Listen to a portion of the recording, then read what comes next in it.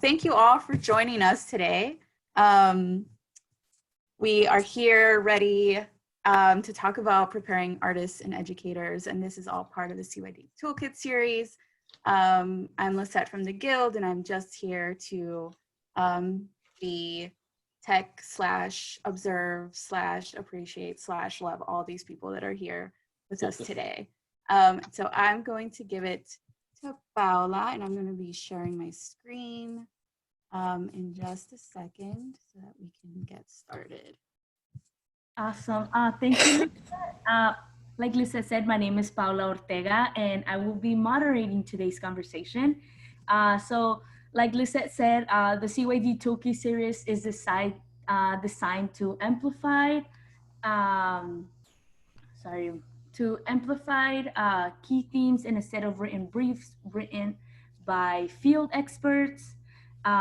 Each webinar will engage a diverse community of stakeholders, youth, experts, founders, and practitioners to explore new paths forward for creative youth development practice. So during today's webinar on CYD, preparing artists and educators, like Lisette said, we will be discussing key insights and recommendations presented by Travis. Hello, Travis. And you will get to hear a little bit about our awesome speakers soon. Just a quick tip, Lisette just removed people. She disabled the chat box, but there's also a Q&A box where we would be getting all your questions and ideas that you have as we go through the webinar. This webinar would be 60 minutes, but also feel free to ask any questions and ideas. And those questions and ideas will be shared during the last 30 minutes of the webinar. Cool. So I'm going to pass it to our awesome speakers for introductions. Great. Perhaps I will start.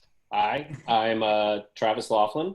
My pronouns are he, him, and his. I'm webinaring from the very small community of Ossipee, North Carolina, where I was born and raised. I, for the past year, was the interim executive director at Elsewhere, which is a museum and artist residency program housed in a former thrift store in Greensboro, North Carolina.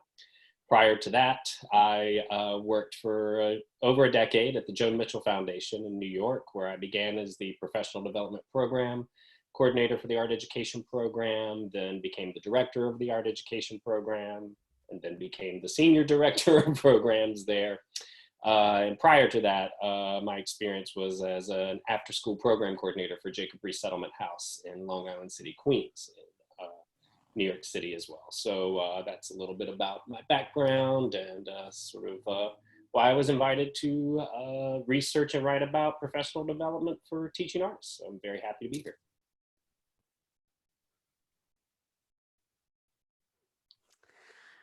I'll go next. My name is Julio De Barros. I'm wearing two hats today. I'm the executive director of the Association of Teaching Artists, which is the oldest organization serving teaching artists in the United States. We're based in New York, but have a national reach. And then my other day job is the director of education at Arts Corps in Seattle, Washington. We are a nonprofit multidisciplinary arts organization working mostly in K-12 in South King County, focused on a social justice perspective. I was an actor and teaching artist, still am, I guess, for a very long time in both California and in New York. Who've worked for a whole host of organizations and theaters and nonprofits and schools and everything. But my passion really lies in supporting teaching artists, and that's really the perspective that I'm here to bring today.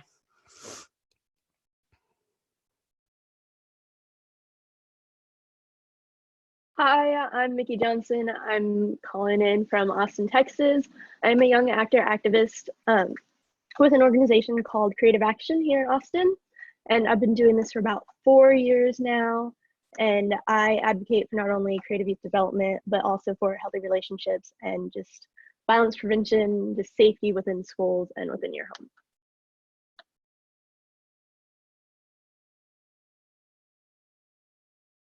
Cool. Thank you all awesome speakers for being here today. And thank you everybody else for joining in on this call. We will get started. So I will pass the facilitation hat to Travis. Ooh, we should have had hats. Dang it. Right? Next webinar, hats, for sure. Awesome, great. Want to start with a small visualization exercise. I think it's important to frame some of this conversation in our current times with the COVID-19 coronavirus impact. So I really want to, so that's going to inform some of what I talk about.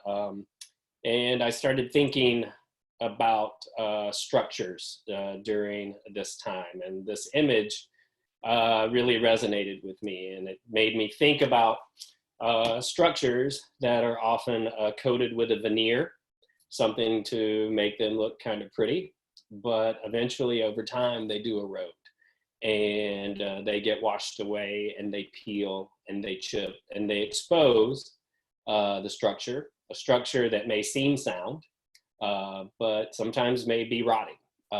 Oftentimes, we like to just go back and put a coat of paint over this and say that we've done some work. I mean, it is a lot of work to paint the side of a barn, but it is even more work to deconstruct it and find new and better materials to create a strong base on which to then place your coats of paint. So I just sort of want to sort of keep this image in mind as I talk about this paper that I wrote, which again, much gratitude to the National Guild, Americans for the Arts, and the partners for this opportunity. And in thinking about professional development, culling from the paper, which hopefully folks have had a chance to read or review, I really want to focus on the latter part of the paper and thinking about my sort of suggestions for the field as we move forward, and again, particularly during this time. So if we go to the next slide, those 3 key points really are about fair compensation for teaching artists, activating and implementing holistic approaches to professional development for teaching artists, and finally, equity training, and not really talking about equity training just for those teaching artists who are working, but really what does it mean and how does it look when organizations and organizational leadership actually do the work of training and examining the systems that exist within their organizations. So I'd like to start with just talking fairly briefly about fair compensation. So if we go to the next slide, you know, this pandemic has, you know, again, exposed a lot of problems.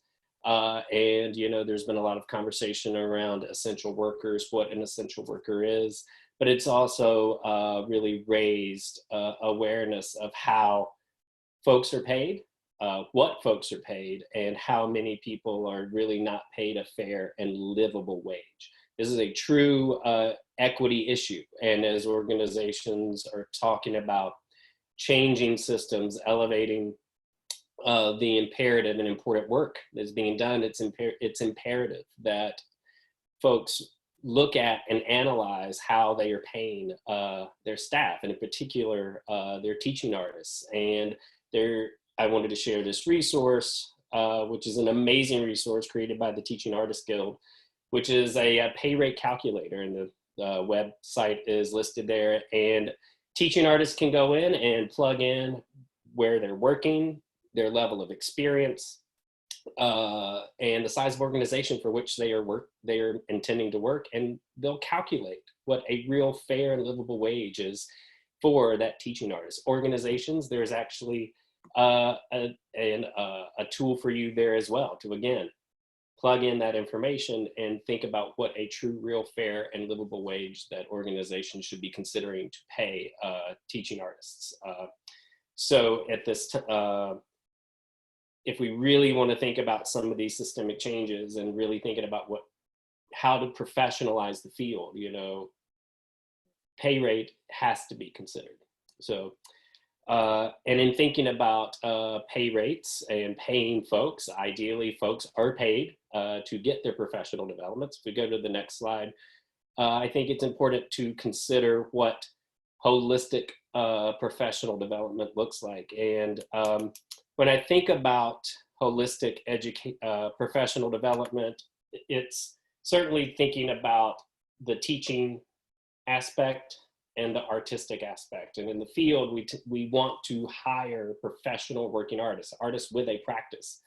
And in order to support those artists, professional development must include creating space for those artists to grow their own professional practice.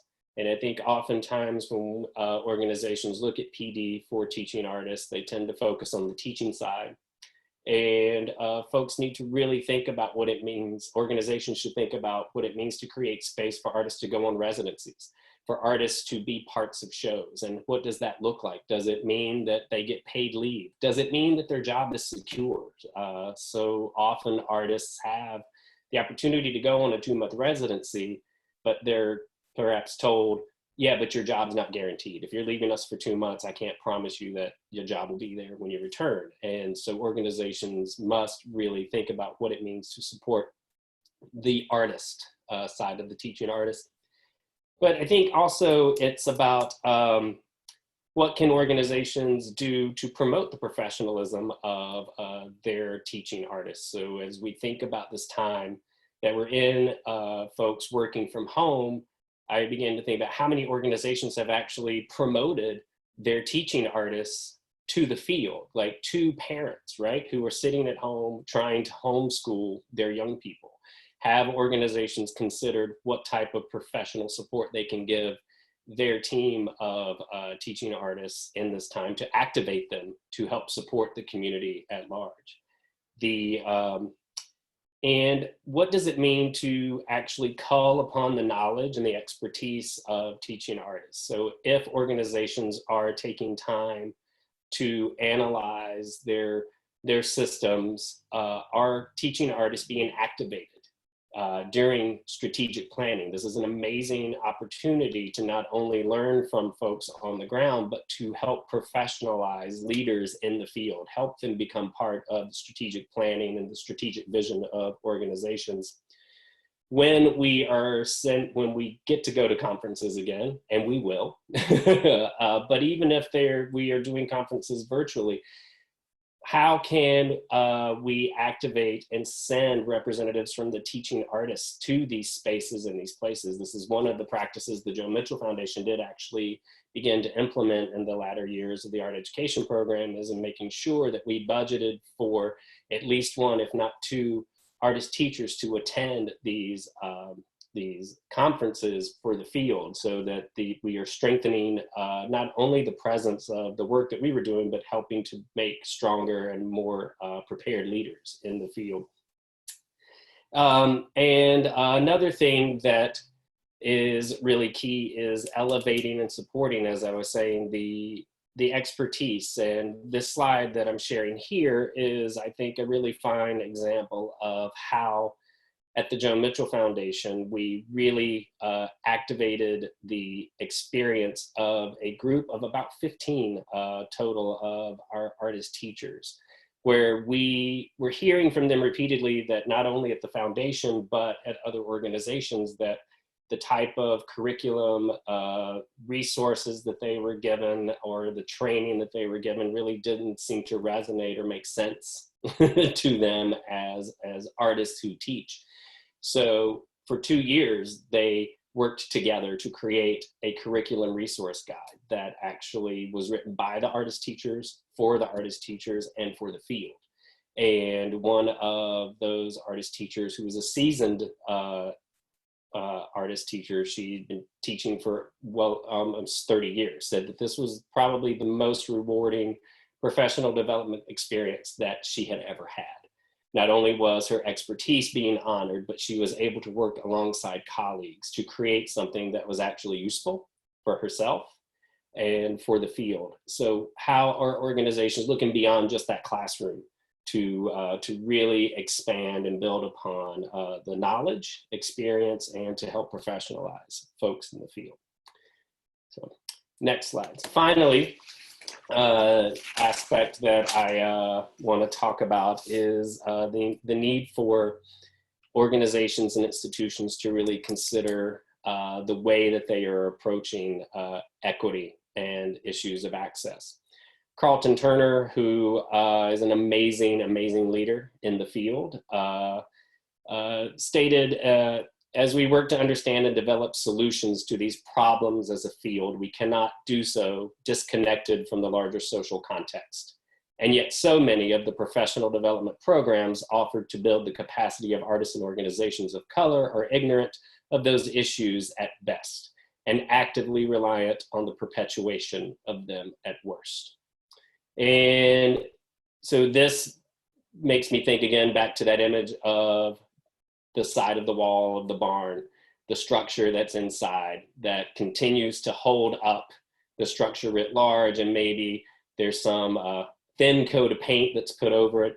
We oftentimes are going to professional developments that don't actually dig deep into the systemic problems. And teaching artists and program directors in particular, those folks on the ground are the ones that are so rooted in equity work, but that work doesn't always, for lack of a better term, trickle up to leadership and to the board. So I think that it is imperative that organizations really think about what type of professional development is needed at that leadership level in order to really shift the work that they're doing, and that it actually becomes true and real equity work, and not just something that looks good, and you're not just resting on the laurels of those folks doing the work in the communities on the ground. If I go to the next image, next slide, please. There is this book that I've discovered called White Is by Preston Wilcox. And as you can see, it was written in 1970, but the Preston Wilcox worked with a group of teens that went to a camp in upstate New York, a citizenship camp, and took phrases from young persons, particularly they were primarily African-American and Hispanic young people that attended this camp, and really asked them a simple question: well, what is white? And these young people shared with them their vision and their ideas of what being white is or was in America in 1970. And as I started thinking about organizations doing or not doing the work of true equity work, this cartoon popped in my head, and was saying that we're all for equality, but what would the neighbor say? You know, and so what it really means is, like, if you're actually going to tear down structures, you're going to upset people, and that's the really hard work that needs to be done. And to update this for myself, at least, my dear friend and activist and organizer April Parker here in Greensboro said, you know, I don't know about that equality word. And I was like, yeah, that's true. This is 1970. But I really think that this image helps us think about, you know, sometimes we're just sort of moving along with the sheep, and we're not actually stopping to challenge what's going on. And I think that in regards to some of the deep work that can be done, there are a lot of ways to approach it, but I would encourage folks to go back and look at another series in the CYD Toolkit, the webinar on social justice. And in that space, Robin Walker Murphy talks very specifically about some critical analysis and critical mapping work that her organization Groundswell did with their teaching artists, which seemed incredibly deep and impactful. And Dr. Benita Love really talks about institutional self-reflection and true critical self-reflection. And at this time, you know, organizations have really often wished for a time of pause and time of space to actually do some deep work. I would encourage folks to think about how this time could really be that moment of deep reflection about the structural systems that exist within your organization, how they might be challenged and how they might be changed. And so I'll just end, next slide, with a list of resources that are referenced in the paper. organizations, institutions that do this work and have done this work well. And again, and there's also just a quick link to the Working in Social Justice Toolkit. So thank you very much. I think that's probably 7 or so odd minutes, and appreciate it. Thank you. Thank you for sharing, Travis. I will be passing the mic to Halea and Mickey if they would like to add anything or respond to what Travis just presented. There's so much. We could have a 3-hour conversation on any one of these points. I'm gonna try to synthesize some of my thoughts here, but I'm actually curious. I'm wondering if people can raise their virtual hands, the participants. How many teaching artists are here today? So something that would be so we remove the video and the audio. They're raising their virtual hands. I can see them. So I'm counting 1, 2, 3, 4, 5, 6, 7, 8, 9, 10, 11, 12, 13, 14, 15, 16, 17, 18, 19. About 20 out of 86 of us are teaching artists here, right? That's something to note. I'm curious if everyone can put their hands down, maybe if you've raised it. I'm wondering how many admins here used to be teaching artists and are now full-time admins.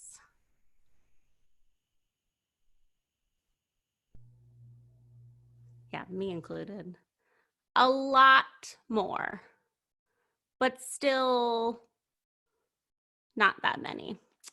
I always like to do that in these conferences because teaching artists are always very poorly represented at most of these conferences, most of these webinars. I want to highlight what Travis said, that most of the conferences that I go to are full of program managers and rarely have the people who are on the ground doing the work at them.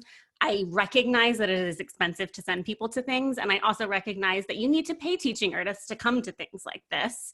You need to recognize their time. You can't ask them to do things for free, and that does come with a cost from administrators, but it's also vitally, vitally important for so many of the reasons that Travis was also laying out in that paper.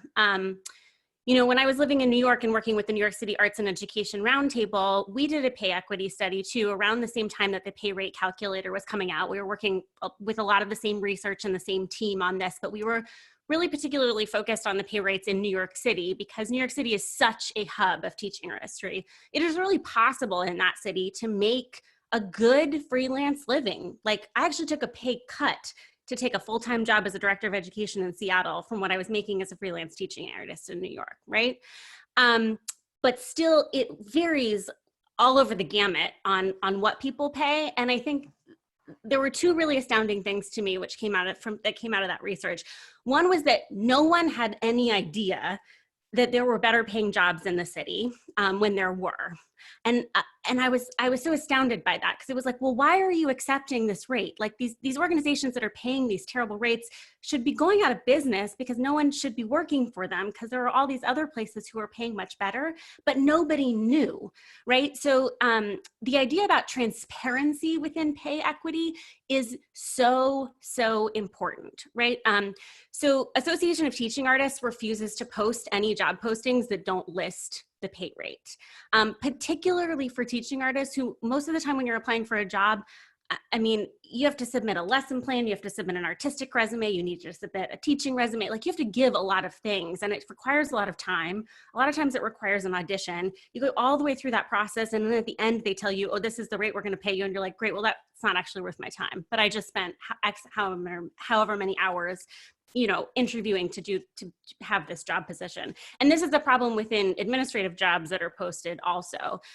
Also want to shout out the roundtable, who also doesn't post any jobs without transparency of pay. The other really big takeaway that we took away from that research, though, was that you saw the response to the demographics of age, right? And it was like this huge hump right around in like the 20, 30-year-old age range. And then it just like dies immediately, 40, 50, 60, very few people over 60 who are still teaching. And those people who were over in the 50, 60 range who were still teaching had a partner who had a full-time job and health insurance who could really support them. So that also really tells me that we are not providing teaching artistry as a sustainable career option for most people. But we talk a lot in the field about professionalizing it. And now there are more and more programs where you can get master's degree level education focused in teaching artistry, but then you're graduating saddled with graduate debt in a field that's calling you professionalized, but doesn't actually have a career trajectory that isn't to turn into an administrator, which like I admittedly did, which Travis admittedly did, which many of the people we just saw raise their hands and say like, yeah, I used to be a teaching artist. And like the trajectory I see for myself, if I ever want to stop working for 10 different people, is to become an administrator, which I happen to love and think is a creative field, but it's not for everybody. And that shouldn't be your only option if you're a teaching artist too. Something we've been thinking a lot about at ATA for the past few years is, what does it mean to provide professional development for people at varying stages in their careers? And that's something that Travis brings up in this paper also. So much of the professional development that's offered is for brand new teaching artists, which is lovely. It's great. People who are new to the field need training, absolutely. But what about the people who've been to all those conferences and have conference fatigue and have like heard Bloom's taxonomy a million times and know how to write a frickin' objective and don't need me to tell them how to write a lesson plan? Like, what are we providing to the mid-career and the senior level teaching artists? And sometimes that has less to do with teaching, like Travis was saying, it's about artistry, but it can also just be about like, how do you survive in this career as a freelancer? So the most successful professional development that ATA has offered in the past couple of years was bringing on a financial consultant to talk about how do you make financial investments as a freelancer? What does it mean to invest in the stock market when you don't have reliable income? How can you make investments work for you as a source of income, instead of sort of living in this scarcity mindset that's like, I'm a freelancer, I'm always living paycheck to paycheck, I can never invest, I can never save. It's just not true, right? People do it in all sorts of careers, but very rarely are we taught to do it. There was something else I was going to say about sustained professional development. What was it? Oh, yes. There's a lot of research that shows that teachers learn best from each other, right? Like school districts have required professional development for their teachers all the time. They very often are hiring outside organizations. I have facilitated many of them. Some of my arts core teaching artists are on here have also facilitated them. They don't always go over super well, I have to say. Teachers learn best from each other. And I also believe that teaching artists learn best from each other. So that's something that we've tried to institute at ArtsCore. We instituted paid peer observation this year and peer reflection to have teaching artists go and watch each other in the classroom and learn best practices from each other.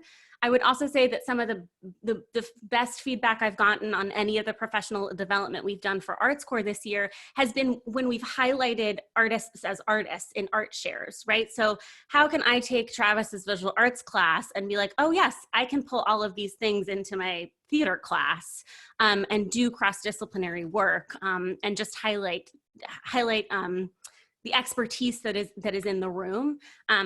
I'd say that the Teaching Artist Project, which is a project of Community Word Project in New York, is also really very good at this. The model is train the trainer, because this is another way that we can make teaching artistry actually a sustained career. When you become the trainer yourself, I've been teaching for X number of years. It is now time for me to train the next generation of people. And TAP is really quite good at that, instead of only having administrators facilitate those PDs themselves too. There's so many other things I want to say, but I'm going to let Vicki pipe in here because we always talk more and never let the youth talk. Well, thank you for that. It's definitely something that I wanted to cover during this part. But just from a youth voice and perspective, something that has been very difficult. I mean, I came into this when I was a freshman in high school, and I'm now a senior. And I was this little shy girl who knew that I wanted to be a part of something, and I wanted to make a difference, and I wanted to have a voice, but I wasn't necessarily confident in my voice or in my art. And a big part of my journey has been finding that self-confidence, so then I can take these steps that I've taken to become a voice for not only myself, but for also other youth. And I know just when it comes to just youth in general, but also artists, a big part of your work is having confidence in it and being able to claim that title of I am an artist, I am an activist, I am a teacher, I am an educator. And that's like the biggest step that I've seen other people take in my community and myself take, is being able to claim the title and then go from there and meet all these different organizations and meet other people that are doing what I'm trying to do, and be able to, like you're saying, how we all learn from each other. Oops. Another part is that it's just, you were saying how it's hard to get the pay. As a grown adult, it's still hard to get paid for doing work that you should very much be getting paid for. And as a youth, it's also hard, because not only am I fighting that way of thinking towards the arts, but I'm also fighting the way of thinking towards being a youth. People like look at me and they think, she's a child, like why should I pay her for doing something that I can do just as easily? And so it's just been a big hurdle for me and my team and my organization to get what we deserve, really.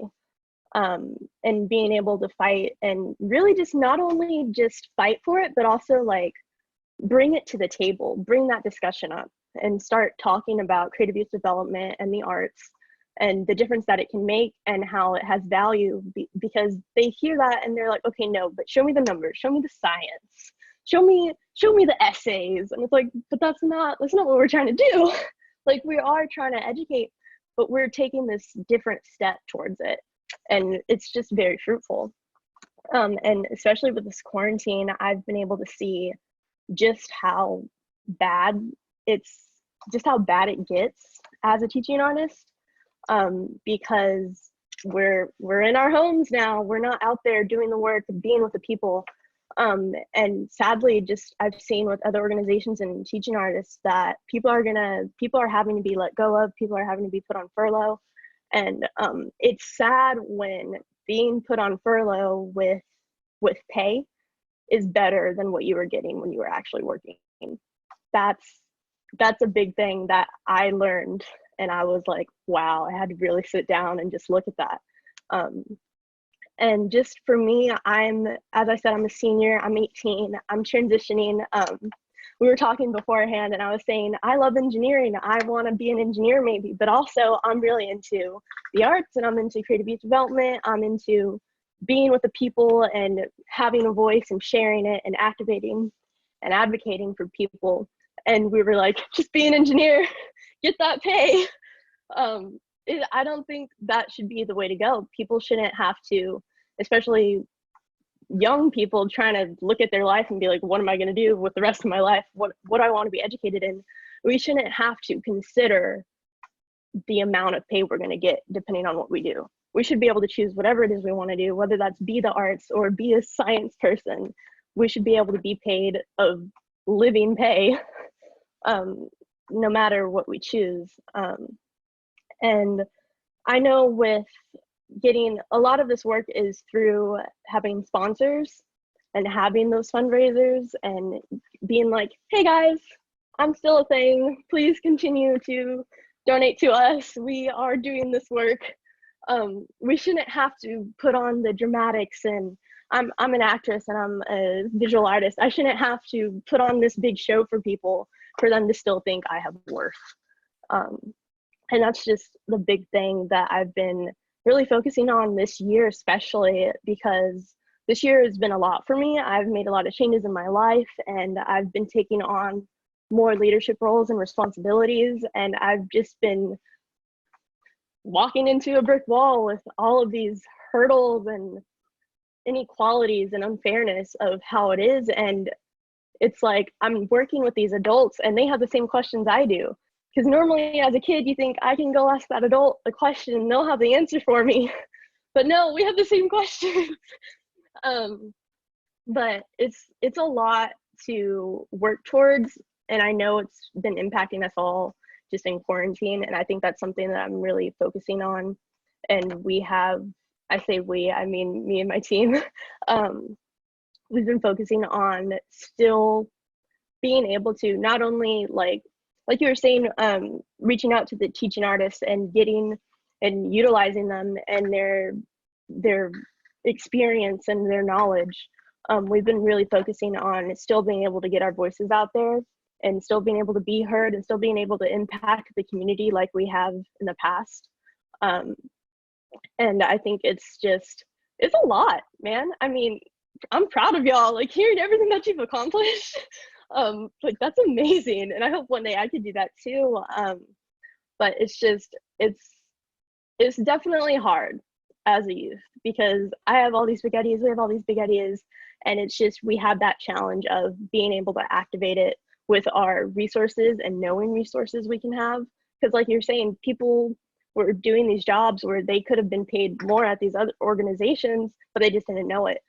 So a lot of it is getting treated as I have worth, really, and getting these adults to realize that we have the same goal, honestly. We have the same goal. We want people to grow and be the greatest they can be, and be as educated as possible. And we want the world to become a better place. And that it shouldn't matter my age if I want that or not. And so just being able to be treated as that and not as a kid who shouldn't be heard, that's really like the biggest way I can think just to be supported, honestly. But so yeah, I'll pass it back. Claim that title, Mickey. Sorry, I just love that. Just claim it. And I think it's such a great life lesson. It's sort of like it's kind of just show up as you, claim that space. And keep moving forward. I don't. Years ago, when I learned, like with Michelle Obama's autobiography, and she wrote about imposter syndrome, I'm like, okay, if Michelle Obama's got that, then I'm okay. Like, okay, I've got it, and I'm like Michelle Obama. Awesome. So. Yeah, thank you all for sharing. Since we only have 29 minutes left, I would like to get to these questions so we can answer them. And thank you all the people listening and watching. Thank you for staying engaged in the chat box and in asking questions.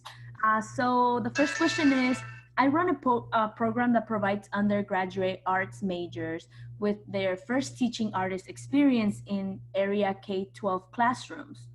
What is one thing you would want new teaching artists to know or have access to?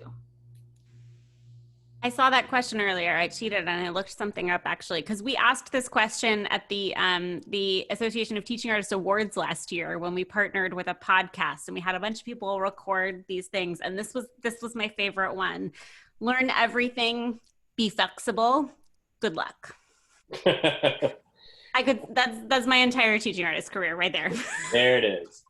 I think, also, you brought up this, peer coaching, pairing people up. And I think that is such a key aspect. And I think sometimes, admin folks, program directors are the ones doing the PD and the training. And sometimes that doesn't always foster a sense of, support. Another approach is, thinking about critical friends groups, which is a really great way, it's a little bit different than just peer coaching or peer observations. It's like real critical feedback, from, someone that you trust. So I think that also just figuring out how in that teaching artist community to begin to build trust within the organization, within the community of teaching artists, and then sort of like taking from that. And also I think throwing as many like strong, good lesson plan ideas to those new folks that have been gleaned from your own teaching artists, you know, from that organization that show the values and the, you know, sort of the way that you want to see classes run in that organization. Just resource, but not just paper resource. People resources are great, you know. You have to really love young people too. I mean, I taught BFA drama students for a long time, and a lot of them just sort of like assume that teaching is going to be their side gig. And it was like a real question I had to ask a lot of them. It's like, well, but why do you want to do that? Because if you don't like young people, don't be a teacher. Mm-mm. Yes, I second that as a student, please. Please, yeah. Just because you know did a little you know teaching, you TA'd at your undergrad doesn't mean that you can work in the community-based organization. Go, yeah. As we were talking about pay and how little our teaching artists are getting paid, but how much the work it is, so someone said that in their staff handbook, they are not allowed to say how much they will be paying. So they would like to know how can they work with HR to allow them to start being more transparent. They said that they do pay more they pay more than other organizations to their teaching artists, but they're also not allowed to say that. So how can they work with HR to be more transparent? I went through this at Joan Mitchell, you know, and I had to fight, you know, actually with, you know, and really for the teaching artists, we were able, because, you know, they were part-time workers or, you know, whatever, you know, I was able to convince leadership that this was something that was important for us to do. And a lot of that was backed up by research, equity research, and much like what Leah was talking about is like, I brought in, you know, equity research around how important it is to share what's being paid, compared that to our mission and our values of the organization. And I was like, hey, you know, this is in conflict. You know, I handled it fairly nicely. But so from my own personal experience, just really backing up that research, grounding it in equity work, and really calling the organization to account, you know, was how I did it, you know. I would also just say, like, staff handbooks can be rewritten, but you have to ask the question. Yeah, exactly. And don't give up. Like, keep pushing it, you know, and yeah, exactly. They're not in stone. And probably that's just some antiquated racist BS that's going on. You know. Just saying, that's what it is. Is there anything you would like to add, Miki? It's okay if not. I just want to make sure there's also space for you to speak. I'm good. I feel like they're covering everything, and I mean, they have more experience in these specific questions than I do, so I'm stepping down. Yeah. I'll step up when it's time. Are you paid at your organization, Mickey? I am actually. It was interesting because going into it, I didn't think I was going to be paid. I thought it was going to be something that I get volunteer hours for, or just something I get the enjoyment of doing.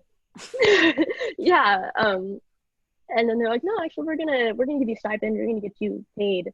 And I was surprised. And I think the biggest thing for me is every time I take on a role, I shouldn't be surprised when they say that they'll pay me for it to do this type of work. And I think that's the big thing. Thank you. There's another question. This person said, focusing on freelancing is difficult in California, where orgs are moving away from independent contractors to employees due to Assembly Bill 5. Hooray! Hooray, AB 5! Employee status provides more security than freelancing and supports overall organization program quality. Would focusing on freelancing for teaching artists let orgs off the hook?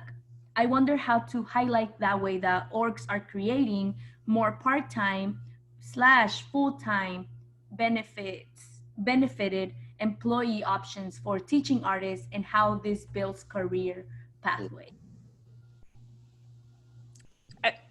Yes, I think that if COVID has taught us anything, it is anybody who was against AB5 before, I hope you have learned your lesson about the fact that if everybody had been employees as teaching artists, they could have just immediately filed for unemployment instead of having to wait. It was a huge, huge win. And a lot of organizations, including the Guild and ETA, were really focused on pressuring federal employees to be able to let independent contractors still qualify for unemployment during this time. But yes, they should be employees.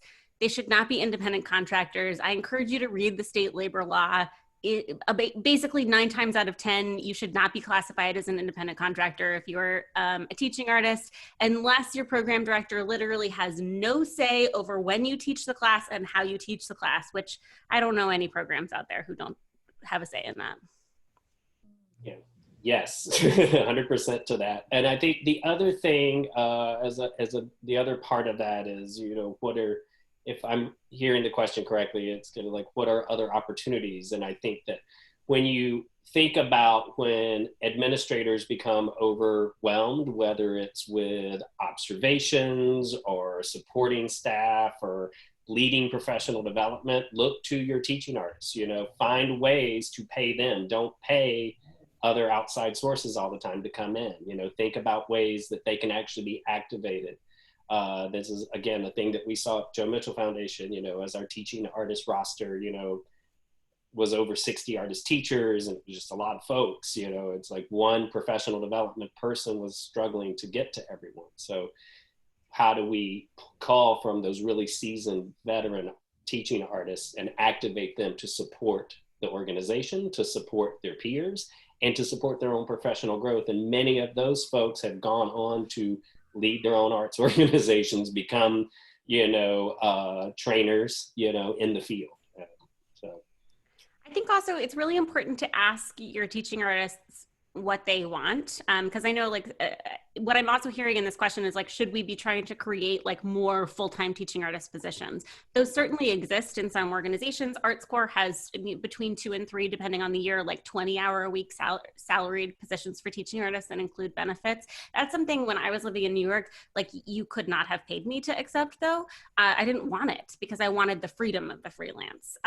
But living in Seattle is a lot more difficult to cobble together a freelance career. And so that's something I'm hearing teaching artists want a lot more of in our faculty at ArtsCorps. But I think you need to ask because I think it's different for everybody and it's different for each kind of work also.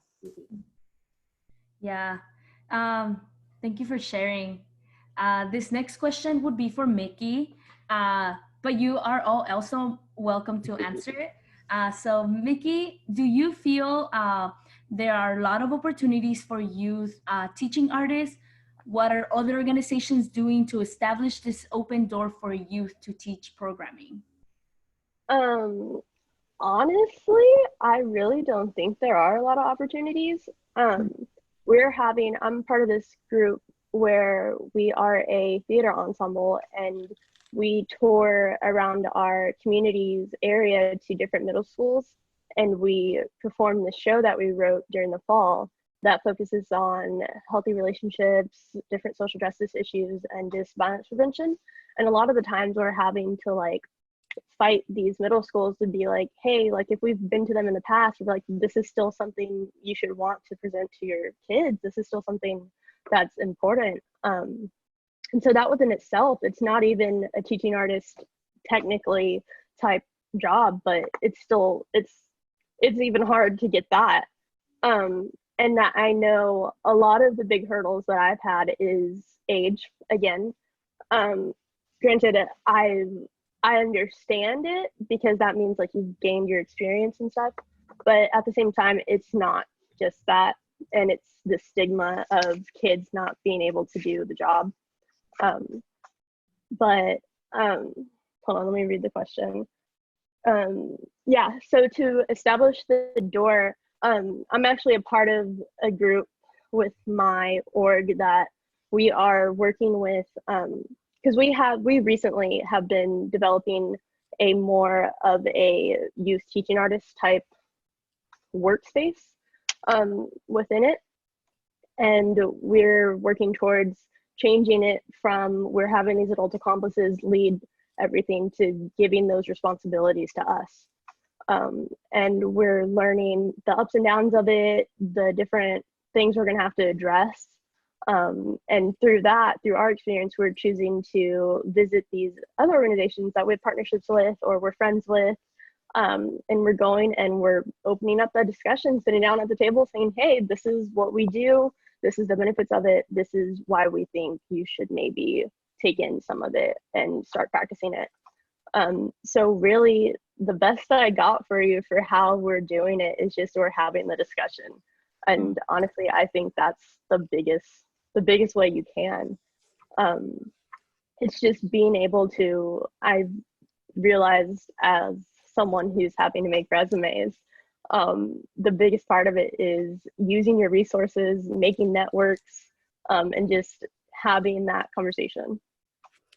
I want to really echo something that Mickey has said about having the conversation, and also something else that you said earlier about sharing the numbers, right? Because I think like a lot of program directors get bogged down in like having to report to funders who want things to be really quantitative when it's not really with the arts, but pay is something that is really quantitative.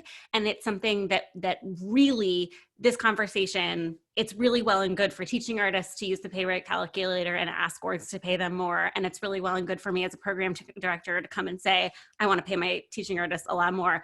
But at the end of the day, there's just not money for it, right? This really is a funding conversation. And that's really where I have seen in the field, the tables have started to turn. And I've seen it maybe in the past year, and that's after, 5 years previous to that, a lot of work being done by both TAG, ATA, the Roundtable, and a lot of other people. I think during the COVID crisis, Wolf Brown came out and literally identified teaching artists as the most vulnerable population within the arts and education community and called out funders for what are you doing to support these artists right now, right away, and not laying them off. I think that's huge. But I think that organizations also need to start doing a lot more to funders to say, we're asking for X amount of dollars more because this is what it costs to live in this city. Here's the research and the pay rate calculator that TAG is telling me that tells me this is the rate, and this is what I have to pay my teaching artists in order to support like a freelance artistic community in my city. And then I also think it's really up to funders to not fund organizations who are not paying an equitable wage. And you're starting to see that because of some of the research that has been done. I know that I sit on the New York State Council for the Arts, like arts education grants yearly. And last year, nothing was people scored very low if they were not paying an equitable wage within their budgets. Yeah, And also just not selling yourself short, honestly, because I've like in all the projects that we've taken on, there's always been some sort of stigma in either the back of my mind or the back of one of my team members' minds of, well, that would be great, but could it happen? Like, really? And I know from theater, it's always about taking risks. And I mean, what's the worst that could happen? You'll get a no. Like, really? Come on, just do it. So not selling yourself short and just being able to, like, there's this thing saying, if not us, then who? It's part of the song. And it's like, honestly, I've taken that to heart because there's so many changes that we want to see, and there's so many things that we're passionate about. And we're often saying like, well, why is this not happening? Why can't it happen? Why can't it be this way? And it's because no one's advocating for it. And so you can't sell yourself short, and you have to be the one to take that step, to make that change, to work towards it. And I wanted to say that. Mickey, thank you for that, because it leads me to think about the collective voice and everyone on this call, people who are part of the guild. I mean, what would it mean? What would the impact to significant funders, a letter from collective organizations that get funded, like a position paper says, look, this is important. This is important work. This is essential.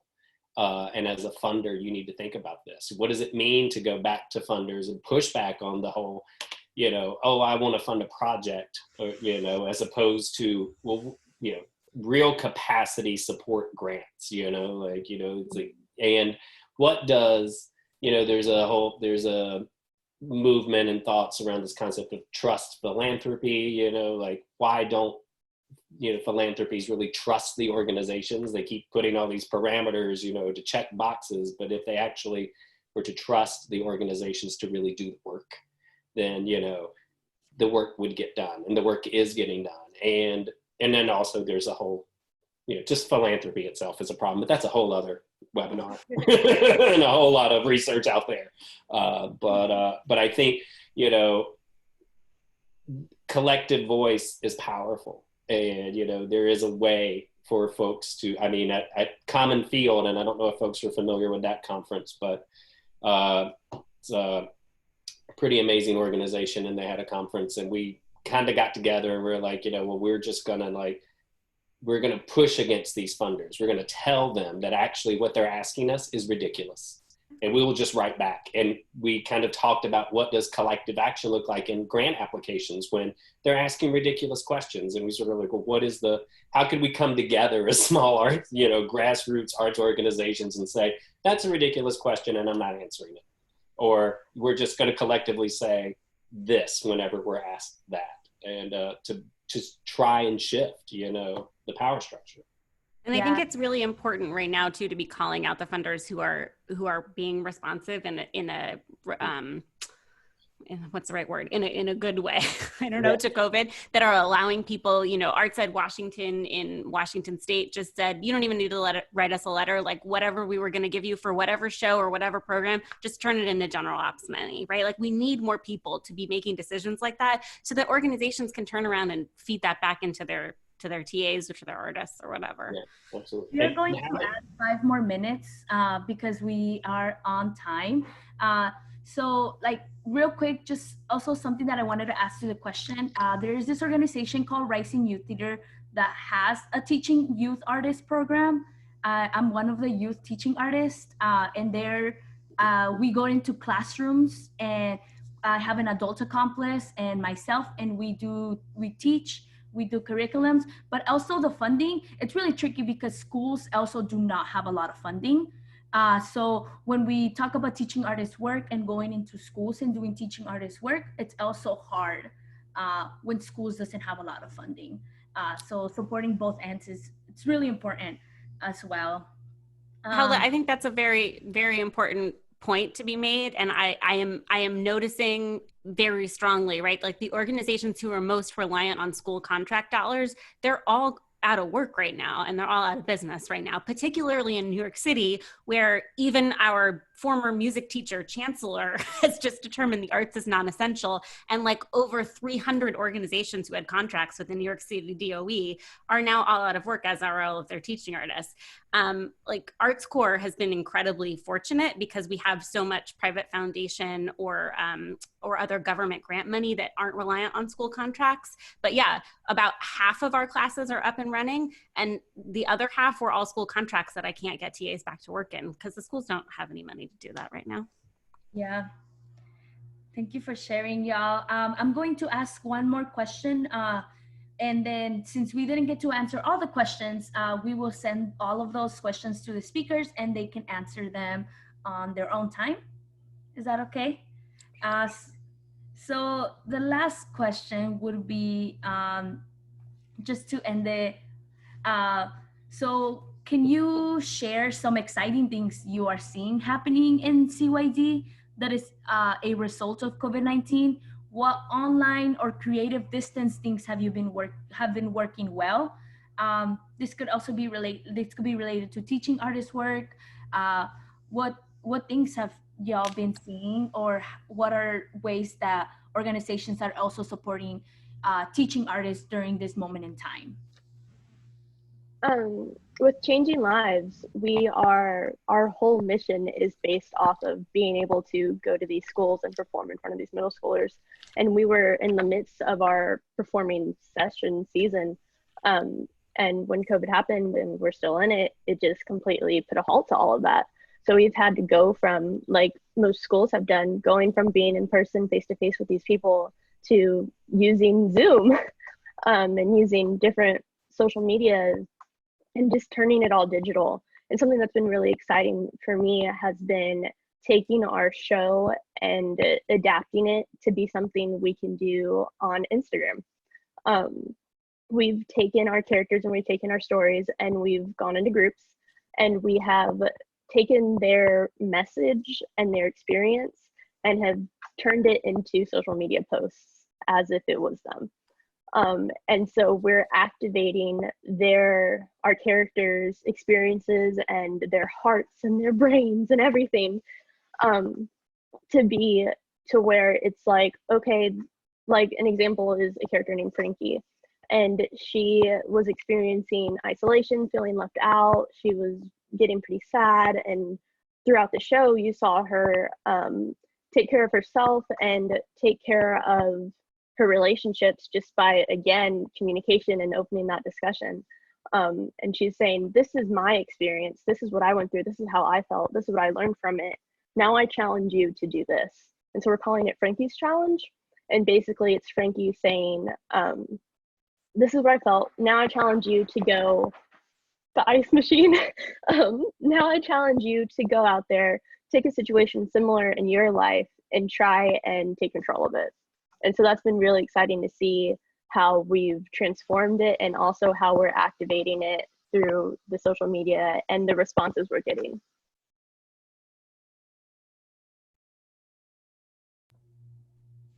Cool. I think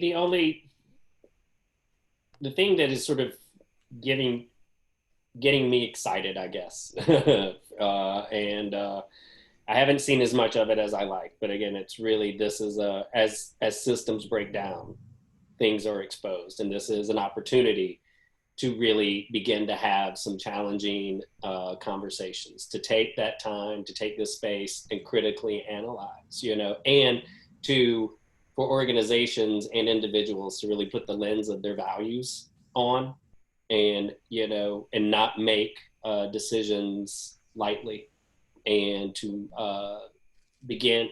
I hear so many people questioning normal, which I've done my entire life, and I'm like, oh, okay, it's so. For me, that's what this time is and can really be. Yeah. Well, thank you all so much for sharing, for being here in the space with us and hearing from these awesome speakers. I saw that some of you asked, how can I get a hold of them? Where can I see their bios? Lisette will be sending all of those things out. And I'm excited for all of you that are on this call to get connected with these awesome speakers, because I think it's going to be great. And if there's any other additional questions, our awesome speakers will also be able to answer those, and we will be sending them out to you all. And thank you all so much. I just want to say that this virtual learning series was brought to you by Creative Youth Development, National Partnership. Thank you to the Guild, the National Guild for Community Arts Education, for hosting us. And it was not going to be made possible by the generous support from the Claire Rose Foundation and a multi-year CYD National Partnership project led by Americans for the Arts. So thank you so much to everyone that was on this call, and thank you for the speakers. Much love. We appreciate you all and the work you do. Thank you, everyone. Thank you, Paula. Bye. Bye, y'all. Thank you. Bye. Mickey, it was so nice to meet you. I'm glad we got It to do was this nice meeting together. you all. Yeah. Thanks for joining in. Cool. Yeah, Thanks absolutely. for having me.